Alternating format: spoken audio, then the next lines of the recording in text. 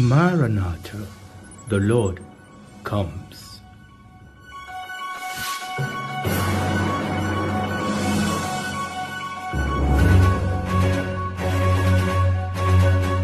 Praise the Lord. Thank you so much for joining me once again today. We have been looking at the history of Israel. In studying prophecy, it has become necessary for us to look at the history of Israel, see how prophecy was fulfilled in their life, and see what instruction we can gain from their history. Where we left off the last time, we saw that Israel was in captivity at Babylon, and we saw how the Medo-Persian empire took over from Babylon, and how God used Cyrus to ask the people, to return to their land. You remember that the Bible says when you read the book of Daniel, that Daniel understood by the prophecy of Jeremiah, that God said they are going to spend 70 years in exile. Okay, so this time around they spent 70 years in exile, and Daniel understood by prophecy that God said they are going to spend 70 years in exile, and Daniel started to pray. And then the Medo-Persia king, Cyrus, asked them to return back to Jerusalem. Now, what I want to do before I move ahead here is to look at some prophecy that actually prophesied that, number one, we've read a prophecy that talks about the children of Israel being scattered. But I want to read some prophecy that talk about the fact that they are going to be restored. Remember, this time they spent 70 years in exile. Daniel prayed, God brought in Cyrus, and they were restored back to their land. I'm going to read from Ezekiel chapter 36, verses 24 to 28. For I will take you from among the heathen and gather you out of all the countries, and will bring you into your own land. Then will I sprinkle clean water upon you, and you shall be clean from all your filthiness and from all your idols. And will I cleanse you. A new heart also will I give you, and a new spirit will I put in within you. And I will take away the stony heart out of your flesh, and I will give you an heart of flesh. And I will put my spirit within you, and cause you to walk in my statutes, and you shall keep my judgment and do them. And you shall dwell in the land that I gave to your fathers, and you shall be my people, and I will be your God. Listen, that is a scripture that we quote as Christians with respect to the new covenant, which is fine. But let us understand this, that this was written to the Israelites. We need to understand it. If we appropriate promises that were given to the children of Israel, that's fine. But remember what we said about understanding the people to which the prophecy was written to in the first place. It's absolutely fine for us to have a secondary, tertiary fulfillment, but let's understand the primary fulfillment of the prophecy that was written in the first place. God said, I will take you from among heathen where God has scattered them. God gave the prophecy to the children of Israel that even though they will be scattered because of their sin and rebellion, but God said, I will bring you back. I will gather you out of all countries, and I will bring you into your own land. And God said that He will heal them of their sin and rebellion. I will sprinkle clean waters upon you, and you shall be clean. And God said that He will give them a new heart and a new spirit. And He will give them, He will put His spirit upon them, and they will walk in His status. So Israel will walk in God's status. Israel will obey God. They will fulfill their prophetic destiny. They will fulfill their mission in the plan and the purposes of God.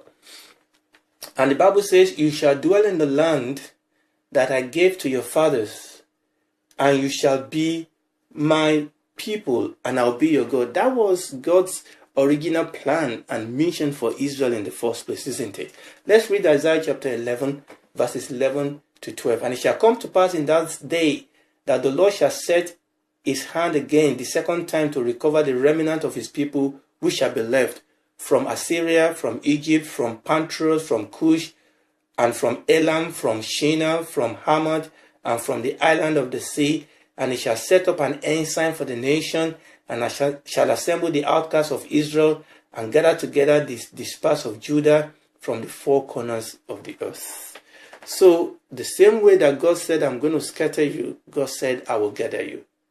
Now, There's something here I want you to say. Remember what we said about pattern.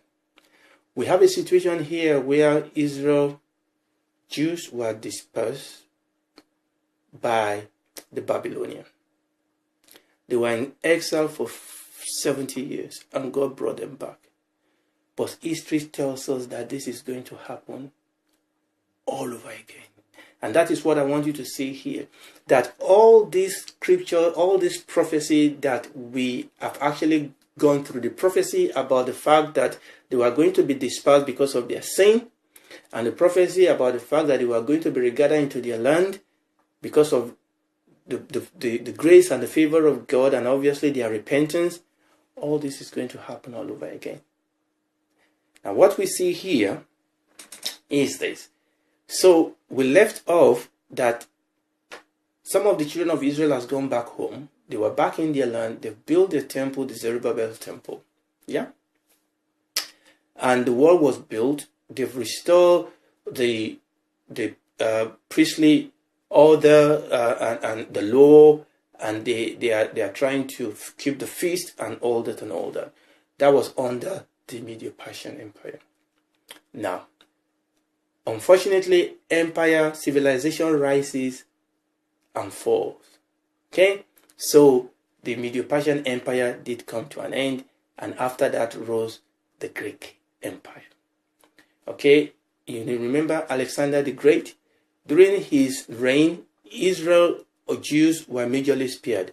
In fact, they grew a little bit. They expand their territory a little bit from the south. Right. So, Alexander the Great, when he came, I'm not going to go into the whole story, when he came against the Jews, the priests went to meet with him and he actually spared them. Right. Now, unfortunately, Alexander the Great died young, and you know the story, his kingdom was divided among his 4 generals. 2 of them in particular are very, very important to us, the Ptolemies and the Seleucids. I'm not going to go into the story, I just don't have the time. But following the division of the empire of the Greek, again, the children of Israel went through a period of persecution. So this is the story in a crash form. So the Ptolemies and the Seleucids, these are the foremost 2 generals of Alexander the Great. And they were always fighting each other. And Israel was caught in between both of them. Initially, Israel was under the Ptolemies and they flourished under the Ptolemies. In fact, it was during this period that the Jewish Bible was translated into Greek, which we call the Septuagint. So the Jewish scripture was translated into Greek during the reign of the Ptolemies. So under the Ptolemies, the Israelites actually flourished. But unfortunately, the Seleucids kept fighting the Ptolemies, and they took over the territory of Israel. And they suffered persecution under the Seleucids. The one king in particular of the Seleucids that we want to pay attention to is Antiochus IV. Antiochus IV. And because the reason for this is because he is a type of the Antichrist. You must have heard this phrase, the abomination that causes desolation. You remember that in the scripture when the Lord Jesus said, when you saw the abomination that causes desolation in the temple. Now, this king called Antiochus IV, he called himself Epiphanes, the illustrious one. But the Jews actually call him Epimanes, the madman. What was the problem? He looks at the Jews, at the Orthodox Jews, as an obstacle to the unification of his empire. Does that sound familiar? He looked at the Jews as an obstacle, the Orthodox Jews, he looked at Orthodox Judaism as an obstacle of unification, just the same way that today the ecumenical movement is going to look at the fundamental evangelical Christian as an obstacle, and they are going to persecute the church because of that, because they see the true church as an obstacle of unification, as an obstacle of their ecumenical movement, and that is what is going to bring forth and give rise to the persecution of the true church. The true church is going to be labeled extremists, they are going to be labeled terrorists, they are going to be labeled enemies of the state, because not because they are enemies, but because they are enemies of unification. And that was exactly what was happening here with Antiochus IV. He looked at the Jews as an obstacle, the Orthodox, not the liberal. So understand that in the coming world religion and world government, the liberal Christians are not going to be an obstacle, because they are the ones that believe that you don't have to believe in the Virgin Birth, you don't have to believe that Jesus is Lord for you to be a Christian. They are the one that feels that you can be saved without the blood of Jesus. They are going to be the true Christian in that system. And the real true Christian, the real true fundamental Christian that believe in the truth are going to be tagged as terrorists, are going to be tagged as extremists. So this gentleman look upon the Orthodox Jews as an obstacle to the unification of his empire, and he also looked at the office of the high priest as a political office. So what did he do? He decided that he was going to essentially exterminate Orthodox Judaism. That's it. He decided that he was going to exterminate Orthodox. There's a whole lot of other history, surrounding this, which I'm jumping. All right, there was the issue of the fact that he was trying to attack Egypt, and the Roman people would not allow him. Finally, he took out his frustration upon Israel. So this was his perfect excuse to attack Israel. And what did he do? He attacked Israel,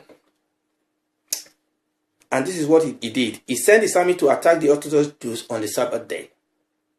Okay? And he decreed that the Greek deity were to be worshipped. He sacrificed pig on the altar in the temple, and by so doing, desecrated the temple. Not only that, he outlawed the Torah and any observance of any part of the law was made a capital punishment. This is exactly what the Antichrist, this is exactly what the one world religion is going to do to the true Christians in the end of times. Altars were erected to false deity, and the Jewish people were forced to worship idols. Jews who would not take part in the pagan ceremony were arrested, they were tortured, they were martyred. Emissaries of Antiochus were sent from city to city to make pagan sacrifice in city square and cause the population of the city to worship the pagan god. This was the foreshadow of the abomination that causes desolation. Now remember that there is still a future fulfillment of this. So the Antiochus IV is actually a foreshadow of a prophecy of the Antichrist himself. So we have a situation here where once again the children of Israel started being persecuted, even in their own land. They were being killed, they were being forced to sacrifice unto idols. Obviously, this separated between the true and the false Jews. Now, this is what gave rise to the Maccabees. You must have heard about the Maccabees. This was the beginning of the Asmonean dynasty. These were the people that rose up. Actually, this was a family that rose up against this edict of Antiochus IV, and they started a guerrilla warfare against him, and finally they actually won. They restore the true worship of Yahweh, and they cleanse the temple, and this is what the Jews celebrate today as the Hanukkah. I'm not going to go into all this. So we have the Maccabean revolt, and they finally it's a whole lot of history here, but they finally had their independence, and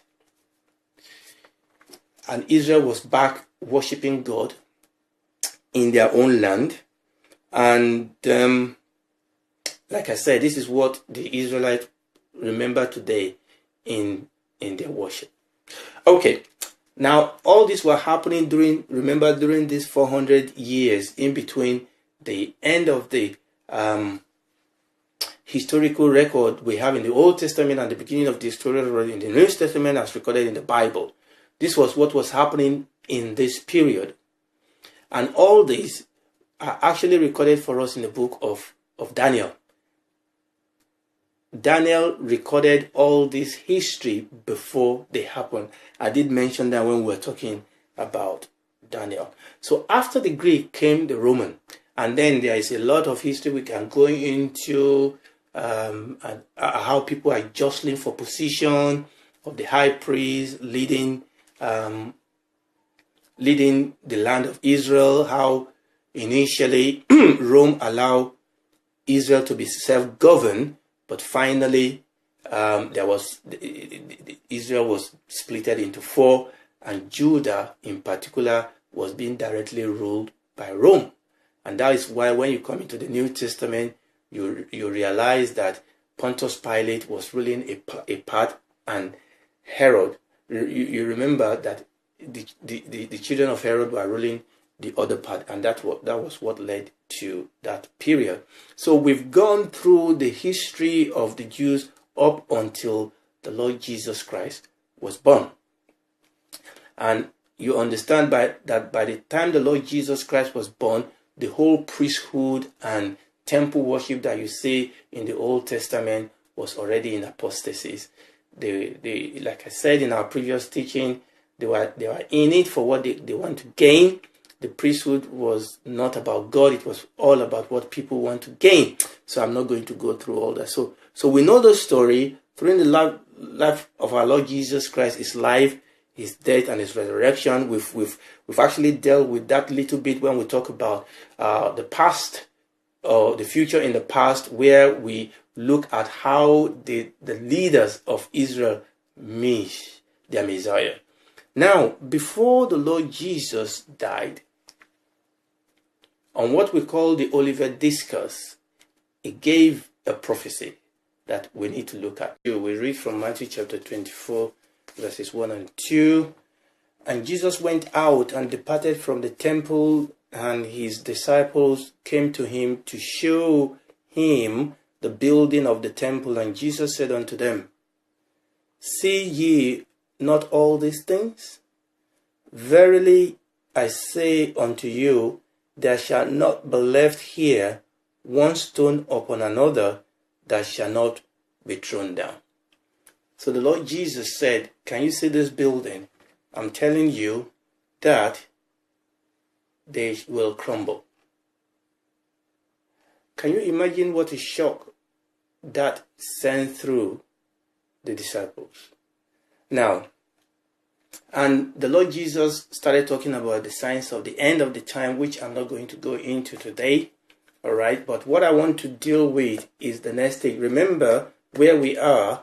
So the children of Israel are back in the land, but they are still under the Roman Empire.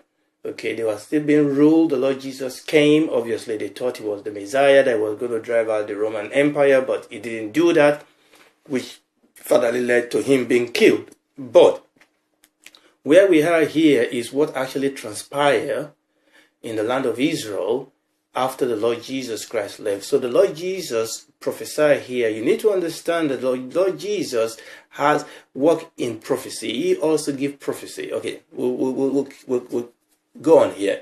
So the Lord Jesus gave a prophecy here that unfortunately, once again, like what happened, remember what happened during the time of Nebuchadnezzar. That's way back in 536 BC. You remember what happened there?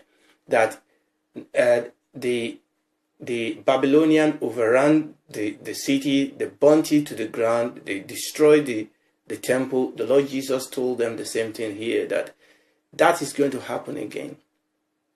Unfortunately, in 70 AD, it happened. That just like what happened in the time of Nebuchadnezzar, Again, I'm not going to go into the story of what happened, how the Jews rebelled against the Roman and how the Roman laid siege for 4 years, and finally they overrun the city. And the detail of what went on, we're not going to go into that, but at 70 AD, Jerusalem was destroyed by the Roman Empire. The temple was burnt down, the city was destroyed, and once again, the Jews were scattered. Just like they did, but this time around, it was a total scattering. Remember, under the Babylonian Empire, it left behind the weak and the poor and the old. But in this situation, the Roman Empire overran the city, killed the people, and people had to escape and run out for their life. And from AD 70, for the next 2,000 years, there was no land called Israel. The Jews were scattered all across Europe, all across the nation. Remember the prophecy about scattering into all the land. Remember the prophecy we've been through about what they are going to face even in the land in which they were scattered, and much more than what they faced in previous scattering. They faced a lot of persecution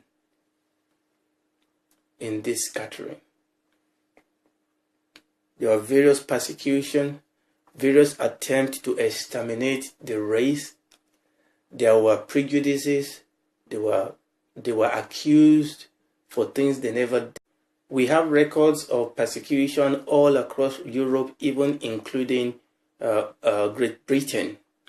But there's just one that I'm going to mention very briefly, and that was obviously the persecution of the Jews, what we call the Holocaust, in the Second World War that started in 1939. You remember Hitler and the Nazis.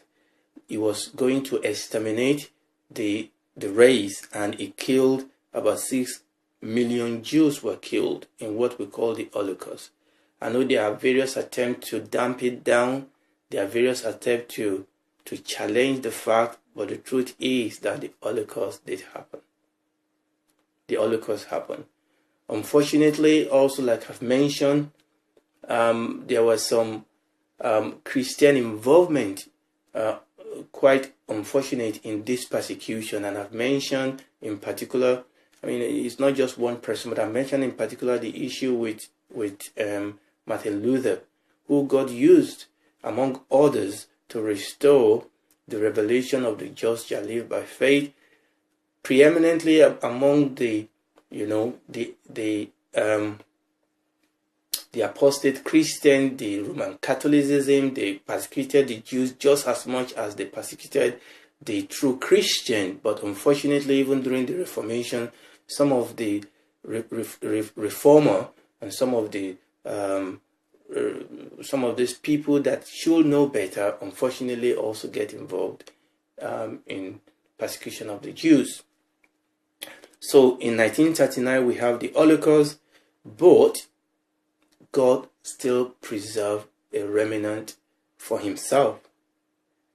So finally, in 1948, the state of Israel was born, and the Jews were restored to their land.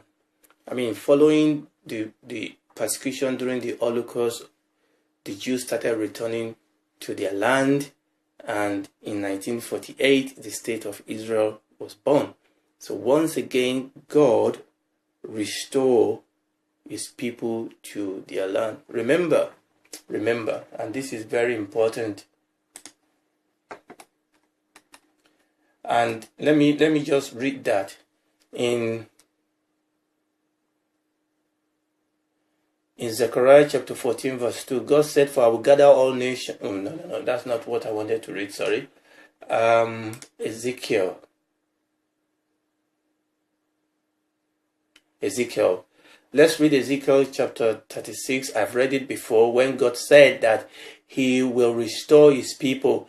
He said, "For I will take you from among the heathen and gather you out of all the country and will bring you into your own land." And Isaiah chapter 11 that we read, when God said he's going to bring them from out of every... Remember that we had a partial fulfillment of that previously. Do you see? And now we are having a secondary fulfillment, a more fuller fulfillment of that when Israel became a nation in 1746. Now this was the great miracle. Initially, they were out of their land for 70 years. And even during that time, there were some people that were left in the land. But here, Israel has been out of the land for almost 2,000 years. This is a miracle. The greatest miracle of all history is God's preservation of Israel. Just like God preserved Jonah from the turbulent sea, God has preserved his people Israel. In the partial fulfillment that we saw when they returned from their captivity from Babylon, they were only gone for 70 years and they returned to the land. But now we see a nation that has been dispersed for almost 2,000 years return to its own land, and that is the greatest miracle. Israel, they've been persecuted. God has preserved them from death from many, many nations. We talk about the Holocaust, but they've also been persecuted across Europe, across the world in great number. They've been killed. They've been persecuted. They've been tortured. They've been, sinned against. They've been driven out of their land, and yet God preserved them. They've been dispersed among many nations, but God still preserved them. They've been threatened with extinction, but God still preserved them. No other nation, any other nation will have been assimilated or destroyed after 2,000 years of facing persecution and threat of extinction. But not Israel. Why? Because God has a plan for Israel. Because Israel is God's chosen people. God has elected Israel for a purpose, and they have a prophetic destiny to fulfill in the end time. So just like Jonah, even though they were swallowed up in the belly of nations, even though they were persecuted, even though they were misused and abused, but God deposited them back. God recovered them back.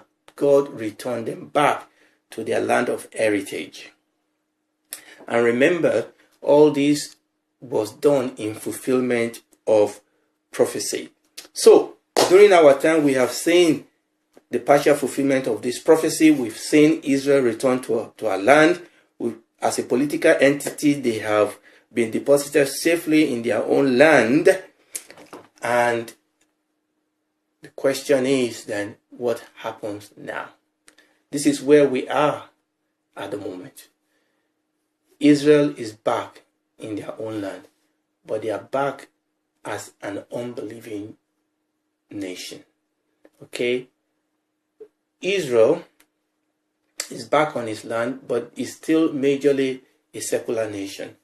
But one of the signs of the time is that increasing number of the Jews are beginning to believe in Jesus as the Messiah. Okay? But what I want us to see, what I want us to see is to see how prophecy has been fulfilled in the life of the children of Israel. But remember their calling. What was their calling? Why were they elected to be a light to the nation? Israel is going to fulfill its prophetic destiny. God is not done with Israel. There is still a final chapter to this story. But we are not going to take that final chapter now.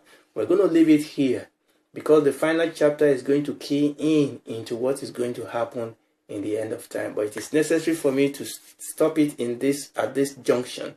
Israel is back in his land, but there is still prophecy concerning the future. There's still a final chapter. There is still God's plan, prophetic plan for this land. And just like all the rest of the prophecy has been fulfilled up till now, the rest of it that has not been fulfilled yet will be fulfilled, and that very soon. Thank you for being a part of this teaching today. God bless you, and see you next time. Bye.